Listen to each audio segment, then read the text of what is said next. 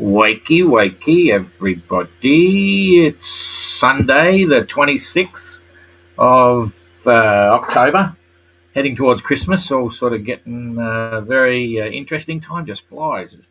Maybe it's because I'm getting older. I don't know. But anyway, and I wonder how many people got the actual timelines mixed up. I'm not sure where your daylight saving changes, but ours changed last night. So it's actually only 6 minutes past 9 here. And we're 1 hour out of GMT or UTC. So that's kind of fun. Oh, interesting one there. I just saw this fascinating. It's the weekend. It's Sunday, so it's probably a boring alert, but I'm waiting for a few people to turn up. The fleet's underway, sailing towards Durban. It's fantastic.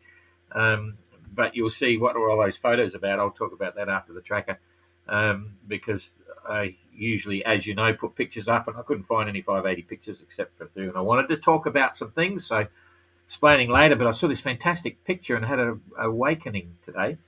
Picture of this International Space Station going past the surface of the moon, shot from on Earth from a big, telescope, blah blah blah. It was stunning, and the comments were all about the Flat Earth Society.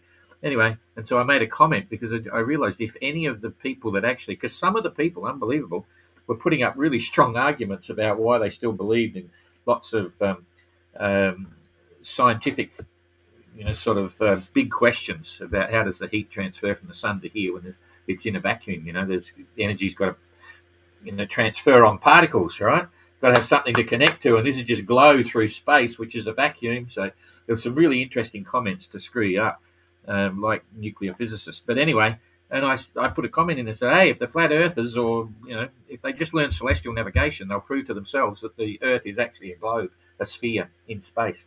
Very profound statement on my part. Anyway, it's Sunday. So, and they're underway. The weather looks fantastic for touch wood for the next week or so. Anyway, we'll see how it goes. So the weather was a big discussion point, going on, and certainly I'll be happy when they get to Durban, but I'll be very excited when they get to Cape Town, because no doubt there are some challenges ahead, but it's been done plenty of times before, and we're looking forward to it. So, and everyone, I say that with respect to the entrants too. The entrants are looking forward to it. They want to get their teeth into it, get it done, because we've all been talking about it for basically years, that this is the most challenging part of the mini globe race, and that in itself is pretty amazing as well. I also detected now from some of the followers and people I'm talking to and feedback we get, more and more people are starting to realise what a serious challenge this is, and what an amazing job the fleet is doing, and that they're doing it in little plywood boats that they've built themselves and all that. So it's slowly starting to kick in. Anyway, great reception from the Grand Bay Yacht Club up there, so thanks for that. And let's go straight to the tracker. I've got a couple of updates, but anyway, here it is. So you're now on the tracker, and I'm now going to the tracker. Here we go. I'll make it a bit bigger. So that's the challenge now. They've just left Mauritius, going underneath Reunion, heading down here underneath Madagascar, and then all the way to Durban. But there are some challenges here as well. That's a picture I should put up. I'll put that up. Well, I can explain it with the currents, and I'll probably do that today because it's Sunday. I wonder how many people are having their bacon and eggs now. Cheapest. I have oats.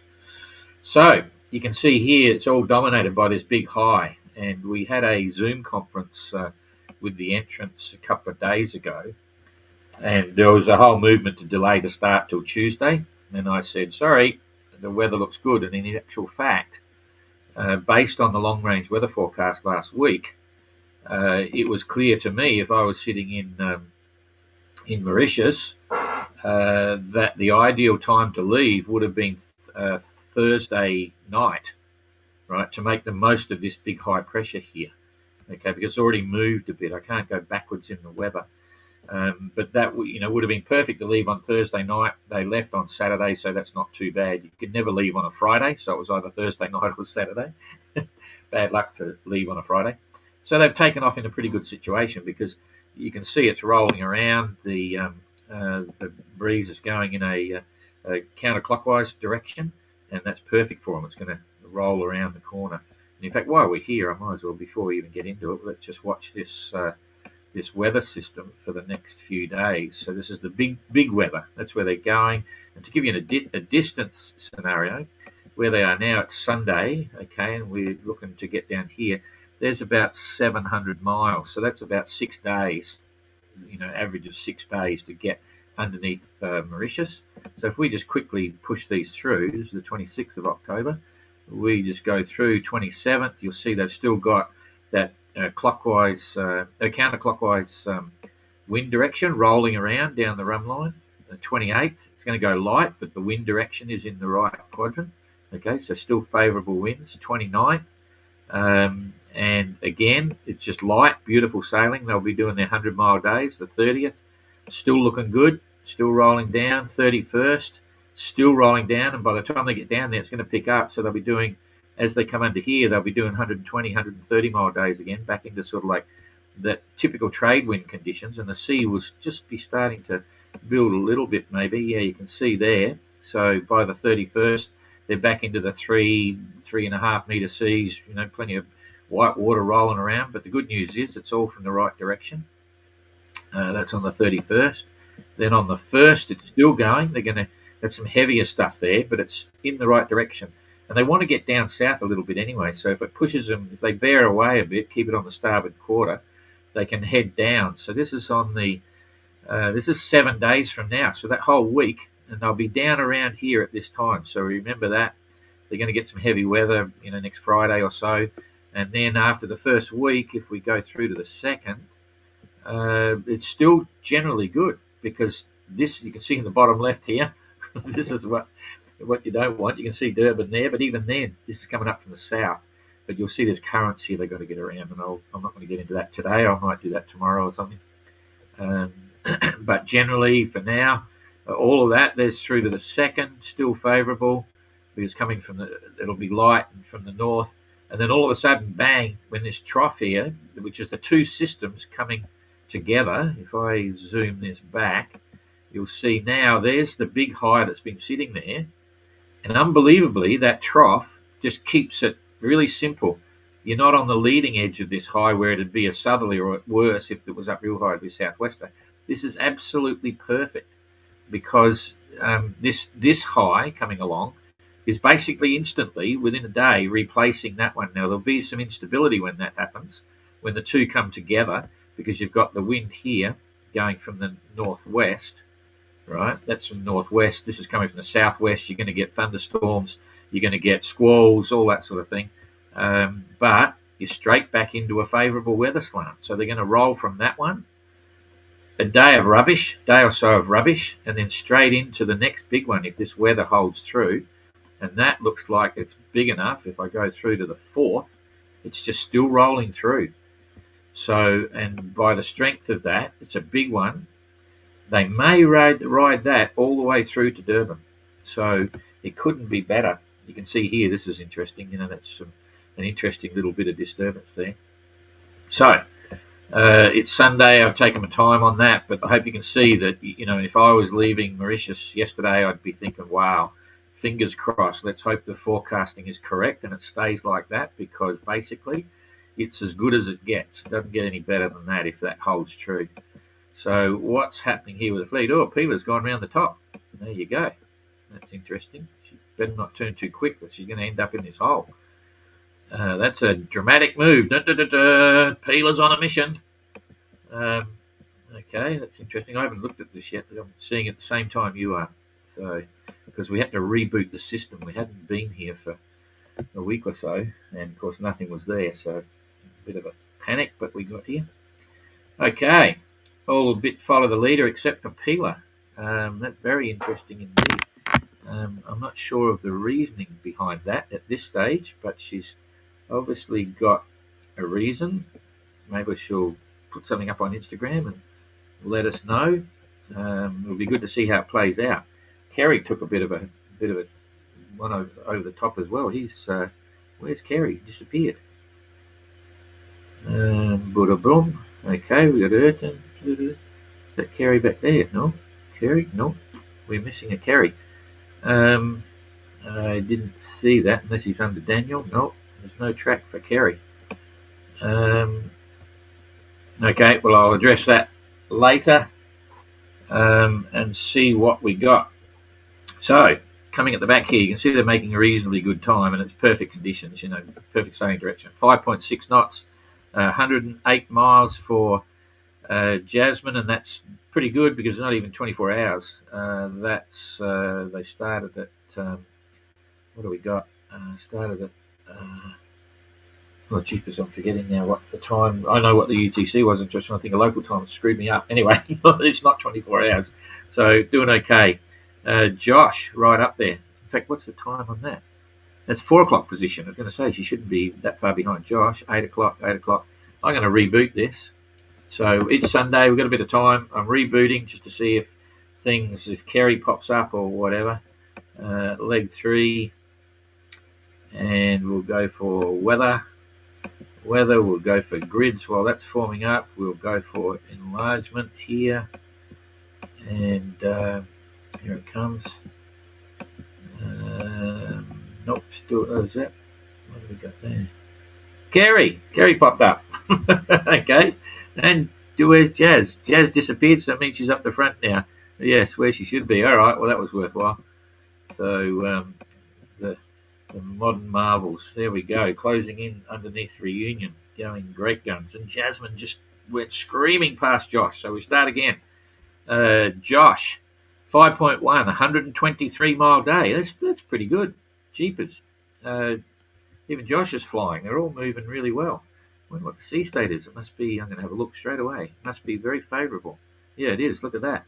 Great breeze and probably 1.5 metre seas.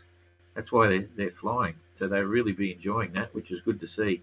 It's nice to settle in with a good, with a good start, just to get into the systems, get back in the swing of things. Josh didn't have much time. He got his sails fixed.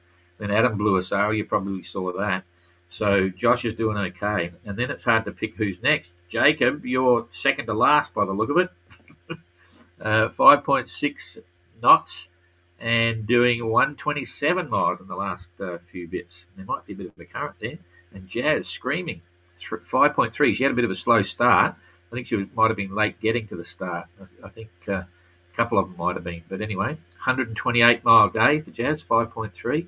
That's not bad. Then we'll come across to Adam, the 670-metre rope man, I think it was, with his rope competition. That was fun. And someone got it within 3 metres. And I'm sure she didn't measure it or calculate it, just after all these bits, took a bit of a stab at it and won the prize, which is pretty cool. 5 knots for Adam, 130-mile day. They're going faster as it gets to the front of the fleet. Christian, 5.1 knots, 130-mile day. All good. There's 2 boats buried there as well. Let's come up here.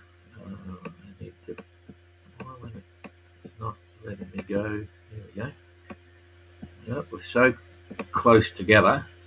We're missing the weather. Okay, anyway, I think we can still read off of that. 5.9 knots for Ayrton. Jeepers. He sent me some good photos just a minute ago. I didn't have time to drop them and put them up, but 5.9 and did a 130-mile day. There's got to be a 10-knot current there. Eric, right on top of it. 5.7 knots, 131-mile day. They're having fun. They're very close. Kerry, 5.3, 132-mile day. Kerry's a bit all over the place on his course because he was to the north and west of the fleet. I thought he was going out wide, but he's cut back across and now he's the furthest east.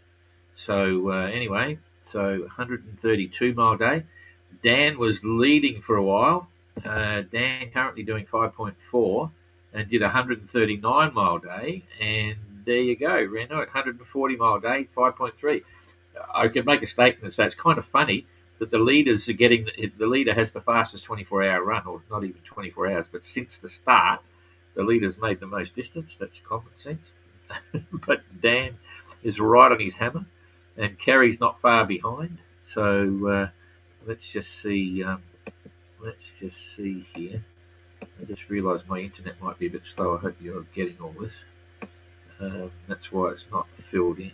So Kerry's only, but that's the distance there, just to give you some perspective, it's 6 miles. So if we come down about 5 miles, so Kerry is about 5 or 6 miles behind Reno and Dan sort of thing. So there's not a lot in it at the moment. And that translates to Ayrton being only about not even 2 miles behind Kerry. That's pretty impressive. So, and then if we zip back here and see what Peeler's doing, I'll have to have a think about this to see. I'll put the weather back in. Oh, and I want to see what the currents are doing. I'm going to look. Okay, so we've got the weather back here. Now, Peeler's got a big challenge. I'm sure she won't fall for this, but look at this. There's no wind in there at all. It's obviously a high island here, and there is a distinct wind shadow, and you've got to go a long way around to get that. Now, all I'm thinking here, anyway, for now, Peeler's done 5.8 knots and 139 mile a day. And that's still measured on the run line, so sort of thing. So it's not too bad. She's not out of the game, and I'll try and work out what she might be thinking here. And it could be the long-term forecast, because if you watch the weather, there's going to be a lot more wind down the coast in a minute. There's going to be a big hole in here, and I think she's decided to, well, I follow the leaders. If she comes out here, so I'm going to push this through one at a time. I'm giving a lengthy explanation here because it's Sunday. I hope your bacon and eggs get cold. Not really. Right, so we just push this through. So we're currently mid down the 26th. So in one day, she's got to be very careful she doesn't get caught in that that wind shadow. Then the others have got better breeze than her because that wind shadow is quite big. She could come down here and sit while the others are roaring down the end. So that's a day and a bit away, day and a half away. Jeepers. Then here's where the tactics. But see, even if Peeler's over here, it's still a big problem for her as well. But you can see, and in fact, yeah, on the run line here, there's a little bit more breeze here than up here, which is what Peeler's going to get. She might stall out here. This is Kerry's big break, because Kerry will lock into third position solidly if Peeler falls back too hard. But then this is what if she can push through, this is what she might be planning, to come down and ride this down, because anyone coming down the run line here is going to be doing 1 or 1.5 knots less. That's 24 miles a day if she can lock into that. So that's forecast for the 28th. So that's 6, and that's 2 days from now. So 2 days, if she managed 200 miles in the 2 days, and I don't know whether she will, she's still not quite there, but she's got to hold up high. She's got to stay up in this stuff. So you might see Peeler come along and just keep going like this, not even dipping down, trying to get over to this breeze. That's all I can think she's thinking, and it may work, because if we keep going, oh boy, debatable. It's a risk, but sometimes you don't go anywhere unless you take a chance. And then, yeah, the others, I think you'll see them come through, and they'll also but that's taking a go up here. So it's a 50-50 call. In fact, no, I reckon it's sorry, Peeler, I reckon it's a 45-50-55 call. I think these guys have got 55% probability of doing okay, and Peeler, I reckon, is on 45%. But it all comes down to weather, and that's yacht racing. So let's see what the currents are doing, which is interesting. No, they didn't get much of a help with the current. Well, Peeler's in a dead current. She's going to run into a head current. That's not good. And then if she comes over the top, she might lock into that. But if she get through the breeze and lock into that, that's going to help her get across. Wow, look at that. That's like another Agulhas current coming down there. Maybe that's what she's going for as well. It's funny, the things you see and the things you don't. I've never done this passage, and I'm not looking at everything, but boy, that is 3 knots there. And the predominant breeze down here is in the right direction. It's not like underneath Cape Town, so she might be heading for that as well. That'll be fun to play out. I doubt whether she would have told anyone if that's the case, but let's wait and see.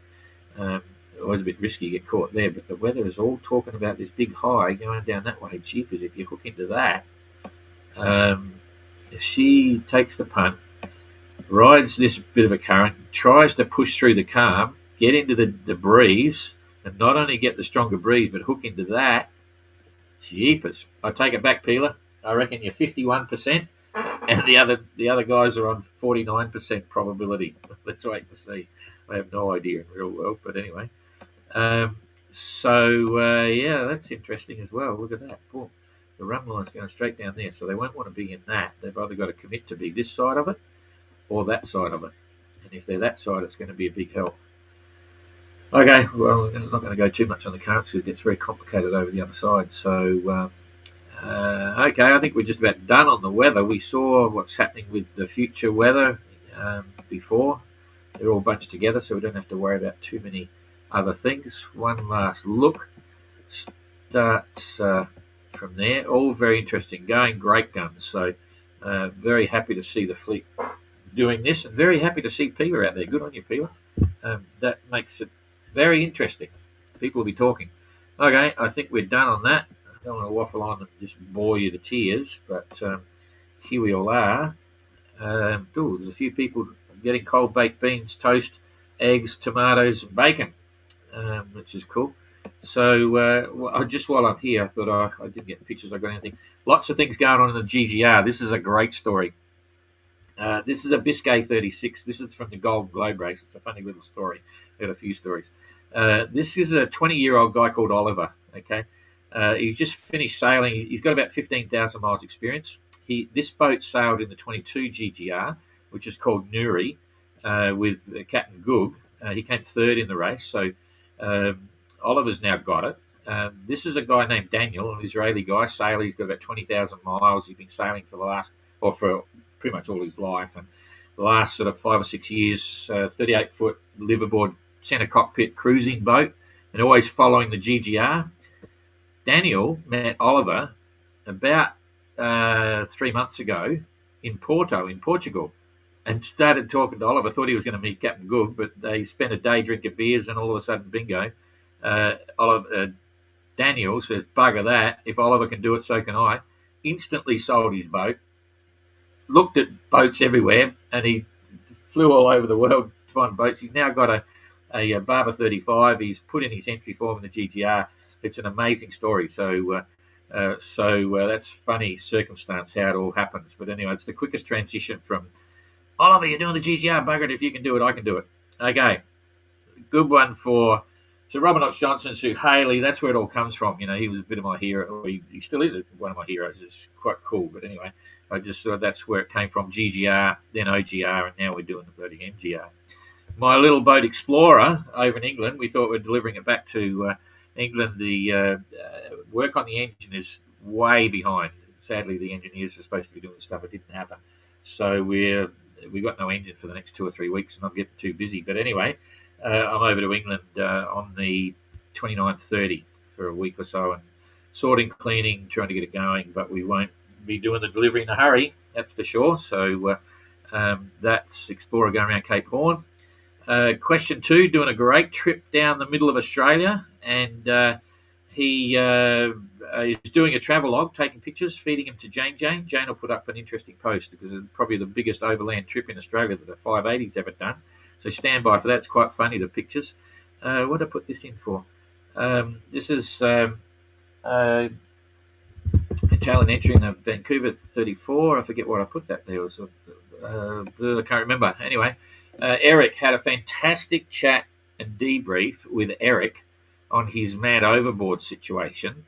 Very detailed, incredibly interesting. We're going to put a full report in on that because it was fantastic to see some of the things that were happening.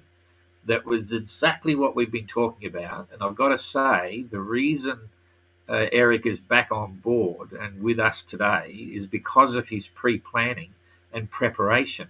And it all came down to a couple of simple little things that a lot of us had talked about.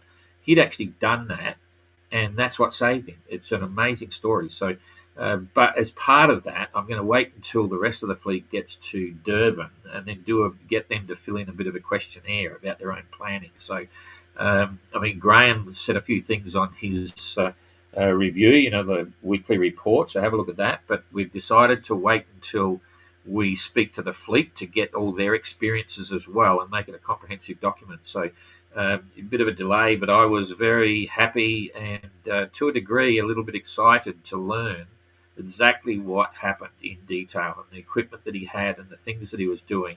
And I was, it's an amazing story, but it directly links into everything we've been working on and planning and talking about, and Eric's own bits and pieces. Part of it, you can see his bridle line here, that little line going down the deck, underneath the deck there. You'll see the rope going from the bowsprit, from the back of the bowsprit. It goes down and it's held up by shock cord at the cap shroud chain plate, and then it goes all the way back to the cockpit there. And he has a separate strop that we've all talked about before, and that separate strop, it's got nothing to do with his tether, nothing to do with his life jacket, safety harness. It's a separate setup. That's what saved him, and it's as well as a few other interesting issues. So stand by for that. It'll be very. I was really impressed. So he did a great job. Grand Bray Yacht Club, whoop whoop, fantastic, jeepers. Never been there. Haven't even really spoken to them in depth. I spoke to their sort of to them as a club, sort of 3 or 4 weeks before they got there, and then left it to them, and everyone got the right royal treatment there. And there's no doubt that we're going to come back. We've still got a few things to talk about, bits and pieces, but not only will we come back, but I think we'll see how it pans out. But at this stage, it looks like in 29 that will become a major stopover, because they're really keen. They really got off on the whole concept. And just like in Fiji, this is my boat. We had a photo sent to me a couple of days ago of the boat sitting in the hull doing really well. That's Adventure sitting there. We'd put wax on the hull because it's going to sit there for the cyclone season. But talking about Vuda Marina in Fiji, Vuda was a great stopover, and I can see Mauritius becoming another one.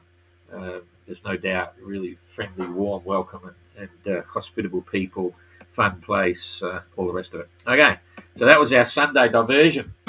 Sunday diversion with lots of stuff. So anyway, good to see him out on the water, and yeah, it's looking very interesting. It's very much different now. Having said that, the trade winds are all over, and they'll be facing all these weather systems. We're now looking at two.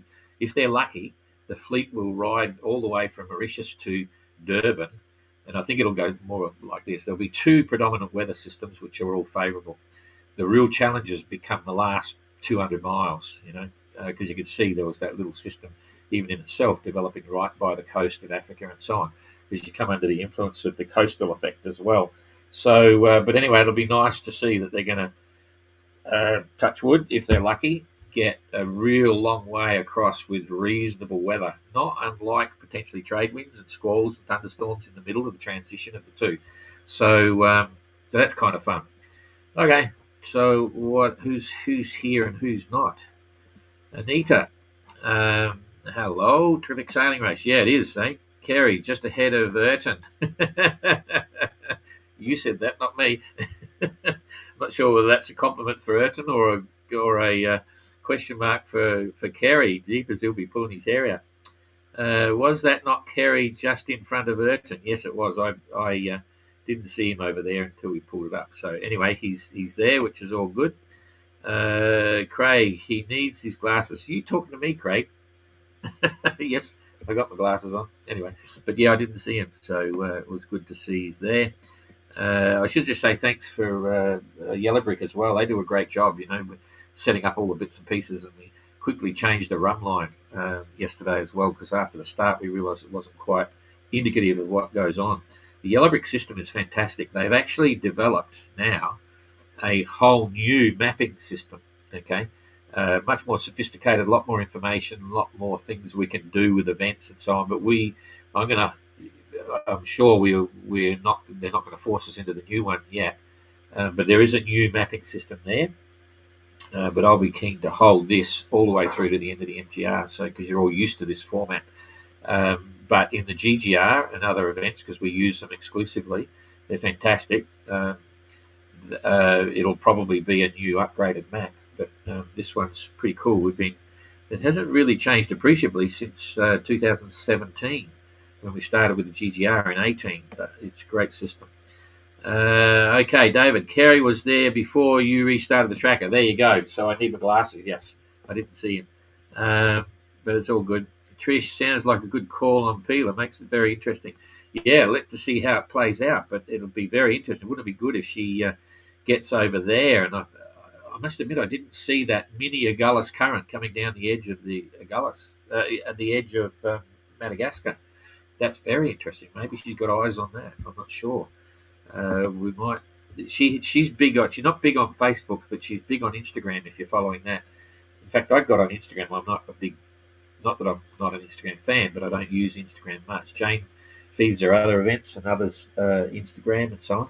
But I had a look just over the weekend, and I still believe it's more like that's like Facebook Reels, and you can't really get the story across. So even though people will say Facebook's only for old people, Facebook gets the message out. We can, if you follow anything on the GGA, you'll see I'm writing whole stories now, like more than just a paragraph.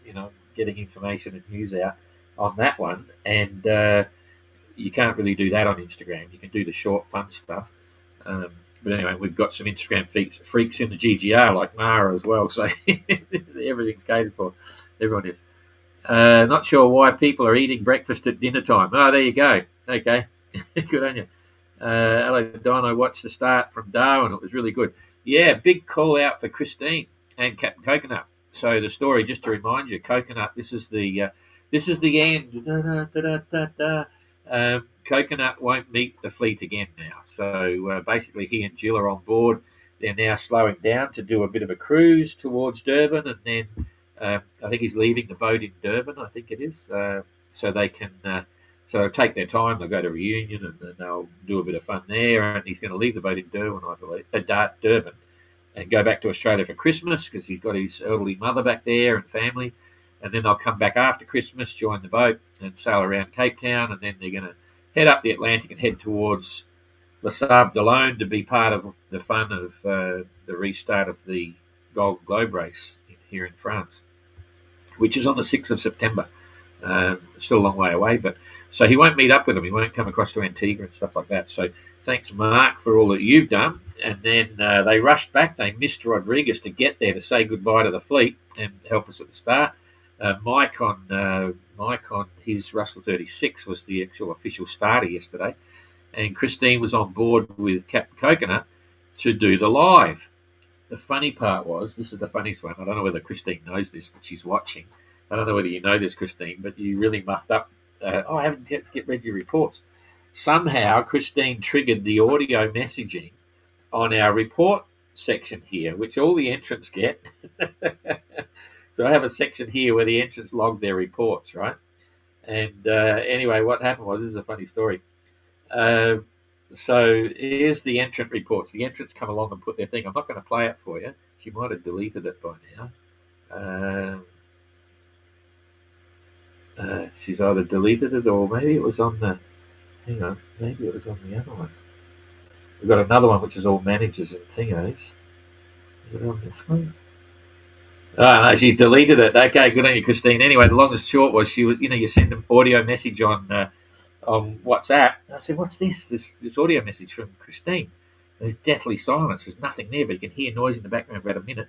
And then she's doing all her training, just checking out, just learning all the statistics on the boats and all this sort of stuff, just so she knows she's got plenty to say on the day. And it really worked. But anyway, her whole training session, doing all her research was on the thing. Oh, we got someone coming in. Hang on, who's this? It's g'day, Gunner. Hey, listen, I'm just in the middle of a live. I'll call you back in about 5 or 10 minutes. Bye bye. So it was very funny. Anyway, but Christine, you did a great job. You did a fantastic job of the commentary and the filming. So thank you very much for that. I was happy to see it, and I'm sure everyone else was. We had nearly 3,000 views or something, or 2,000.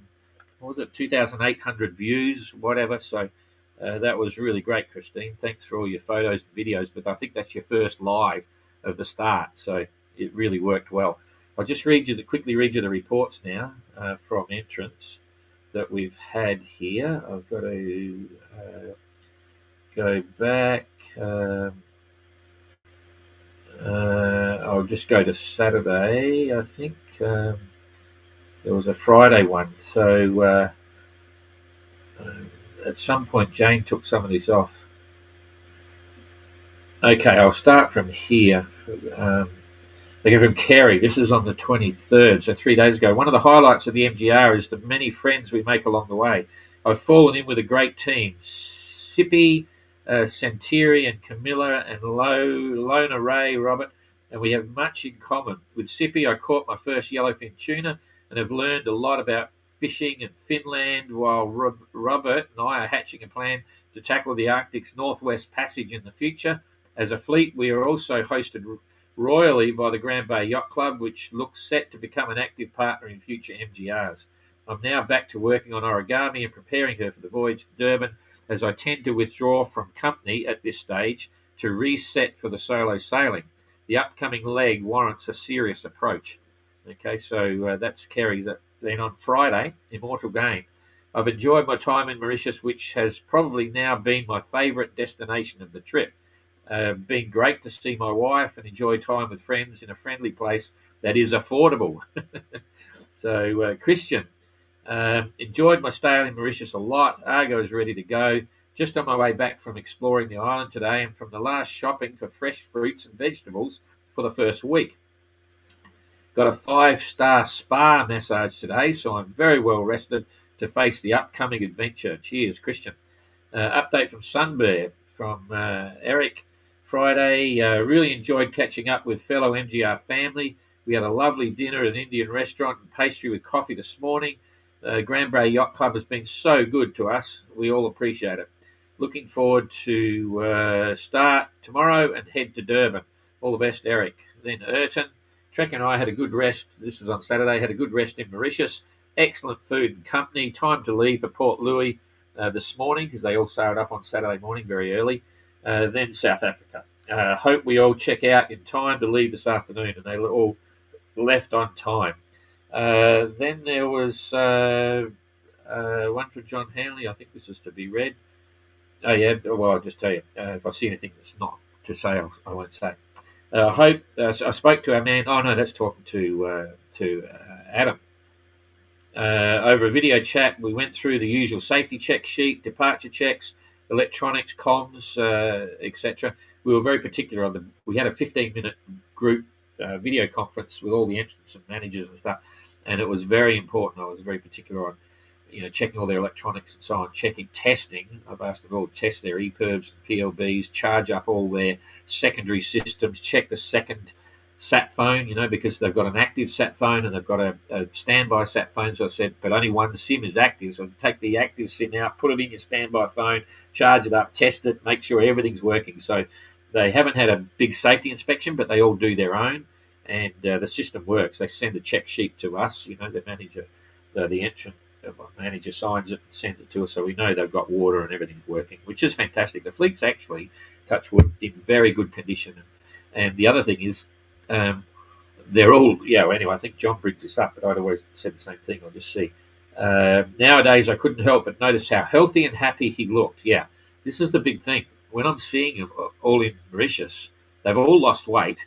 They're all looking toned and tanned and fit and healthy and really alive. It's remarkable, the difference. And I'm really sensing that. And that's another one of the reasons why we tried to have a group start here, was to let them, bond and also let them relax and so on. And boy, it really works. So they're in a very good state to take on the next couple of months. So he was relaxed yet hyped up about this next leg, confident about his route and the weather as far as we can predict, and so content in himself. Yeah, he looked it. He looks really good. Got his sails seen to, scrubbed her out with bleach, provisioned and watered up, moved the VHF to a more suitable location, and truly seemed to have enjoyed his time there. Life is a journey. Enjoy the ride, guys. Enjoy. That was from John, Adam's manager. Or not manager. Oh, no, that's... Hang on. Now I'm getting totally confused. That's... Hang on. Oh, boy. Now I am just completely... Just stand by a minute here. I'm completely... It's not Adam at all. Stand by. Hang Hang on, I'm just checking something here. No, anyway, let's leave that for the moment because here comes Adam. This is Adam's new manager, Ray. Okay, from Little Wren. So that wasn't Adam. It's 185. That's bloody Bibi or Cork, I think, is it? 185. Yeah. Anyway, I'm totally confused here now. But anyway, Adam, new manager Ray Holohan. Okay, while repositioning Little Wren from Grand Bay to Port Louis early this morning, Adam experienced mainsail damage. Luckily, the MGR's team spirit was in full force, and you would have seen the post with Mike and thinking Mike from White Malcolm, which is the Russell 36, he was a starter. Lent a hand and they patched it up. So it was kind of sad for Adam because it's not a good way to set off, but that sticky back should be okay. So all good. What do we got here? Manager Susan Harrison. That's his mum. Yes, her Jasmine's mum. Number 2, a very stressful week. No rest or sightseeing and a massive rush to get ready to leave, which was pretty overwhelming. Actually had an uneventful sail from Grand Bay to Port Louis. Crossed the start line at 12:06 UTC. Steady away, but had to rethread and sort out a halyard. Now moving properly with the main and A-Fi, trying to get caught in the big wind hole. Trying not to get caught in the big wind hole. Yeah, they've got to get across there. So anyway, all right. So I'm coming back to, I just came across here to check something there.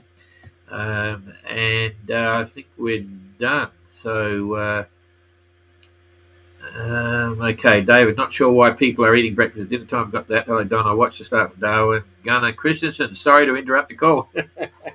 Gunner's a GGR entrant. That was him. I was hoping it might have been one of the entrants. Gunner's got a Hans Christian 34, a really nice boat. Because of the big pumpkin, it's orange. Got lots of orange on it. And quite a sailor. We got an amazing fleet starting up. So those that are just following the MGR for the sake of enjoying the tracker updates and the storyline and the adventure and all that sort of stuff, don't despair because all the entrants are going to go. They're going to crash. They're going to all crash after the thing's over. When it's over, we do the prize giving, and we all rah rah rah. The next day, they're going to sort of look at each other and think, "Shit, what are we going to do now?" And you might feel the same, okay? But don't worry, you can roll straight over into the GGR and tell your friends. Anyway, one step at a time. Okay, thanks for following. Like, share, tell everybody, and we'll should be up tomorrow. But as you know, yeah, there's going to be some. We'll be travelling and stuff. We're driving and ferries and stuff over to England, and then we go from there. So I will see you tomorrow, hopefully. See you later. Have a good rest of the weekend.